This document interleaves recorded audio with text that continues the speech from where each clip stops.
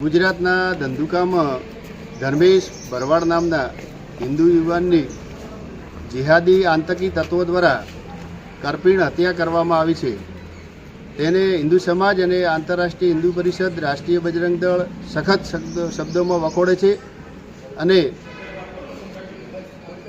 એમને ગુજરાત સરકાર અને ભારત સરકારના ગૃહમંત્રીને મામલતદારશ્રીને આમંત્રણ આપીને માંગ કરવામાં આવે છે કે આવા જિહાદી તત્વોની મિલકત જપ્ત કરવામાં આવે, ફાસ્ટ ટ્રેક કોર્ટમાં કેસ ચલાવીને એમને ફાંસીની સજા આપવામાં આવે।